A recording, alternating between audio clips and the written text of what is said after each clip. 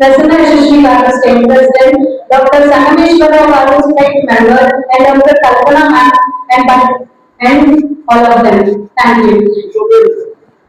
And Melu and Aditya Prasad Garu. Dr. Rajesh. Today it has been at the front of raising awareness about the gift of life through organ donation. We are truly privileged to hear these insights today.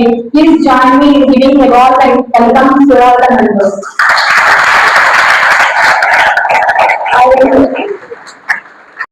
President to come to the stage.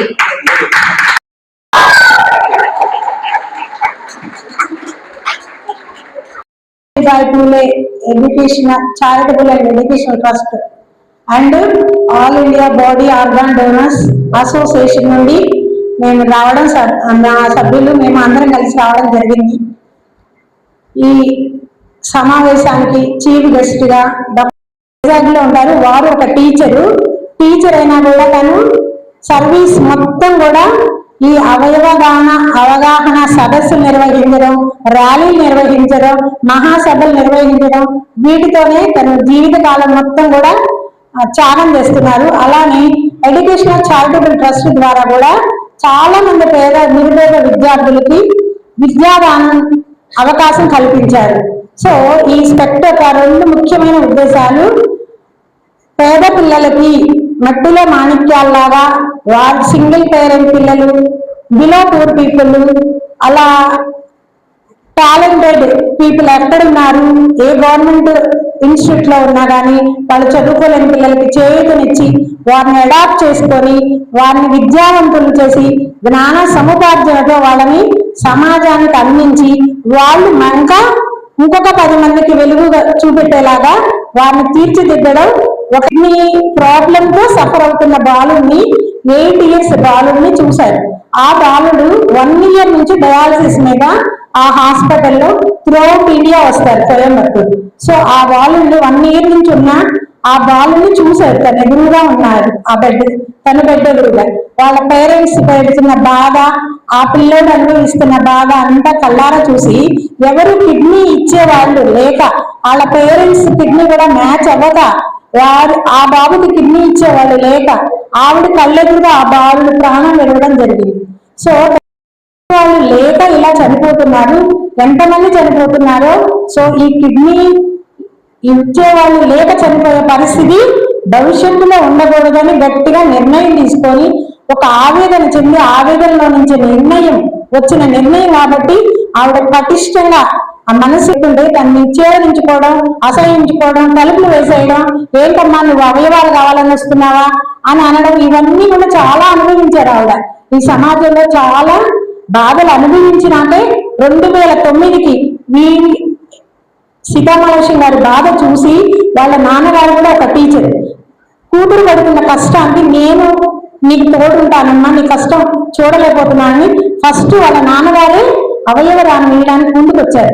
తర్వాత సీతామహాలక్ష్మి గారితో పాటు వాళ్ళ సర్కిల్లో, friends సర్కిల్లో 35 మంది వాళ్ళ friends లో pick చేసుకొని వాళ్ళు మేము కూడా తోడుంటాము నీకు అనగానే ఆ 34-5 members తన వైజాగ్ అనమాట ఆంధ్ర యూనివర్సిటీలో రిజిస్ట్రార్ ఎదురుగా, మెడికల్ కాలేజ్ ఎయిమ్స్ లో రిజిస్ట్రార్ ఎదురుగా 35 members కూడా ఒక రిజిస్ట్రేషన్ ఫామ్ ఫిల్అప్ చేసి మా అవయవాలు దానం చేస్తాము, మా మరణానంతరం మా శరీరాన్ని దానం చేస్తాము అని అక్కడ రిజిస్ట్రార్ గా హ్యాండ్ ఓవర్ చేయడం జరిగింది. అంటే వీలు నామాలు రాసి ఇవ్వడం జరిగింది.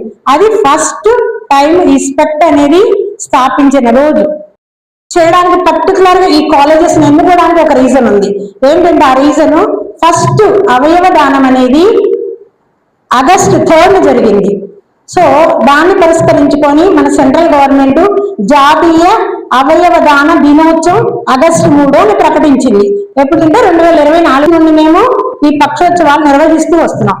అలానే August 13th ని అంతర్జాతీయ అవయవ దాన దినోత్సవం, August 3 జాతీయ అవయవ దాన దినోత్సవం, 13th August అంతర్జాతీయ అవయవ దాన దినోత్సవం, 6th August వచ్చి జాతీయ అవయవ దాతల దినోత్సవం. అంటే దాతలు ముందుకొచ్చి మేము ఇస్తామన్న వాళ్ళు జీవన నాన్న నమోదై ఉన్న వాళ్ళు ఉన్నారు కదా, వాళ్ళకు కూడా ఒక డేటు కేటాయించింది అనమాట సెంట్రల్ గవర్నమెంట్. సో ఇస్తున్నాం సార్. సార్ రండి.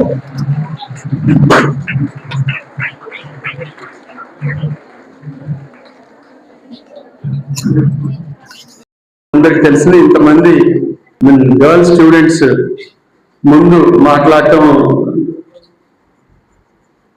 నాకు కూడా ఒక అదృష్టంగా భావిస్తున్నాను. My dear students, so for the last 30 years I have been telling the same word students. That was my address to my students in my classrooms.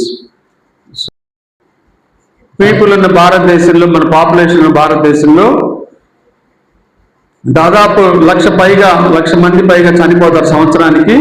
కానీ ఈ చనిపోయే వాళ్ళ అవయవాలు అన్ని కూడా వాళ్ళ ఆచారాల ప్రకారం పూడ్చిపెట్టడము, కాల్చివేయటం జరుగుతుంది. వాళ్ళని ఒక పిడికెడు బూడిదగా మార్చడం జరుగుతుంది.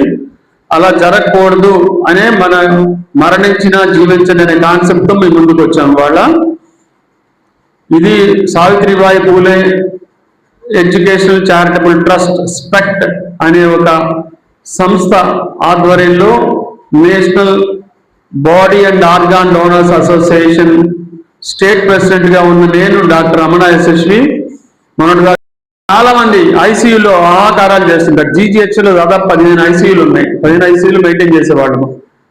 వాళ్ళలో కొంతమంది కిడ్నీ పోయి, కొంతమంది లివర్ పోయి, కొంతమంది లంగ్ పోయి, ఇలాగ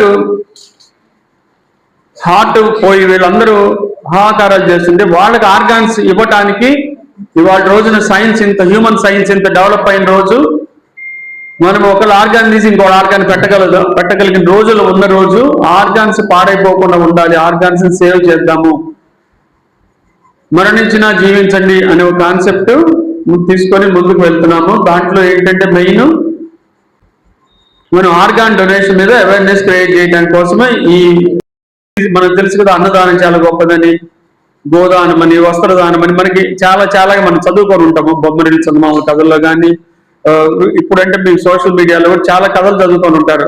అన్ని దానాల గొప్పదానము ఇలాగ. ఇప్పుడు అవయవదానం, మహాదానం అని మనం చెప్పగలుగుతున్నాము. ఒకే ఒక రీజను, సైన్స్ బాగా డెవలప్ అయింది. మూఢనమ్మకాలన్నీ పక్కన పెట్టి, పునర్జన్మలు ఇవన్నీ పక్కన పెట్టి, మనము ఇప్పుడున్న పరిస్థితుల్లో మనకి కనపడే ఒక మానవ సేవే మాధవ సేవ. మన ఎదురుగా ఉన్న వాళ్ళు ఏడుస్తుంటే మనం వాళ్ళకేమి హెల్ప్ చేయకుండా, ఎక్కడో ఉన్న దేవుడు ఏదో అనుకొని అలా ఆలోచించకుండా, మనకి పక్కన ఉన్న వాళ్ళకి ఏమి హెల్ప్ చేస్తే వాళ్ళు బాగుంటారు అని ఆలోచించడంలో నుంచి ఉద్భవించిందే ఈ హ్యూమన్ సైన్స్ డెవలప్ అయిన తర్వాత వచ్చిన అవయవదానం అనే కార్యక్రమం.